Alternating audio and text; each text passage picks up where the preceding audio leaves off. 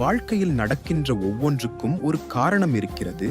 ஒரு சின்ன கிராமத்தில் ஒரு விறுவிறுப்பான ஆன்மீக குரு வாழ்ந்தார். அவர் பெயர் பெரியசாமி சுவாமிகள். அவர் சொல்லும் வார்த்தை ஒவ்வொன்றும் கிராம மக்கள் வாழ்க்கையை மாற்றியமைக்கும் அளவுக்கு ஆழம் கொண்டது. ஒரு நாள் ஒரு இளைஞன் அந்த சுவாமியை வந்து கேட்டான், சுவாமி, ஏன் வாழ்க்கையில் இப்படி சோதனை? மட்டும் நாங்கள் பக்தியுடன் இருக்கிறோம், வழிபடுகிறோம், ஆனாலும் ஏன் கஷ்டம், ஏன் தோல்வி? சுவாமி சிரித்தார். அவர் அந்த இளைஞனை அருகில் அழைத்து ஒரு கதை சொல்லத் தொடங்கினார். ஒரு நாள் ஒரு குருவும் அவருடைய சீடனும் ஒரு காட்டுப்பாதையில் நடந்து கொண்டிருந்தனர். மழை பெய்யத் தொடங்கியது. இருவரும் ஒரு எளிய தாழ்வான மண் குடிசையை அடைந்தனர். அந்த குடிசையில் ஒரு வறிய விவசாய குடும்பம் இருந்தது. அந்த குடும்பம் என்னதான் ஏழையாக இருந்தாலும் 2 புட்டி சோறும் சிறிய பசும்பாலும் குருவுக்கும் சீடனுக்கும் கொடுத்தார்கள். அந்த இரவில் குருவும் சீடனும் அந்த வீட்டில் தங்கினர். அடுத்த நாள் காலையில் அவர்கள் புறப்பட்டு விட்டனர். புறப்படும்போது சீடன் அந்த விவசாய குடும்பத்தின் நல்ல மனத்தை பற்றி பேசினான்.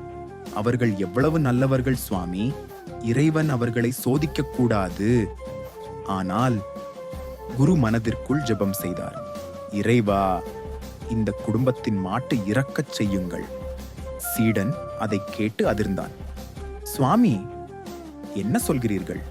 அவர்களுக்கு அந்த மாடுதான் உயிர். குரு சிரித்தார். நீ பார்க்கும் எல்லாம் உண்மை போல இருக்கலாம், ஆனால் இறைவன் கொடுக்கும் சோதனைக்கு பின்னால்தான் உண்மையான வளர்ச்சி இருக்கிறது. 3 மாதங்கள் கழித்து அதே சீடன் அந்த குடிசையை மீண்டும் பார்வையிட்டான். அப்போது அவன் அதிர்ந்து போனான். அந்த பழைய மண் குடிசை இப்போது அழகான வீடாக மாறியிருந்தது. அந்த விவசாய குடும்பம் இப்போது நன்கு வசதியாக இருந்தது. அவர்கள் பசுமாட்டை இழந்த பிறகு வேறு வழிகளை தேடி தங்களுடைய நிலத்தை முறையாக பயன்படுத்தி கொஞ்சம் கொஞ்சமாக ஒரு விவசாய தொழில் துவக்கியிருந்தனர். இப்போது அவர்கள் தங்கள் உழைப்பாலும் இறைவன் அருளாலும் முன்னேறியிருந்தனர். சீடன் பின்னர் குருவை சந்தித்த போது கண்ணீர் வாரச் சொன்னான். சுவாமி, நீங்கள் அந்த மாடு இறக்கச் சொல்லியது நல்லதுக்காகத்தான். அது இல்லாமல் இருந்திருந்தால் அவர்கள் இந்த வளர்ச்சியை அடைய முடியவே மாட்டார்கள். குரு சிரித்தார். தோல்வி, இழப்பு, துக்கம் எல்லாமே வளர்ச்சி தரும் வாசல்கள். பக்தியும் நம்பிக்கையும் இருந்தால் இறைவன் நமக்கு சோதனைகள் கொடுப்பார், ஆனால் ஒருபோதும் கைவிட மாட்டார்.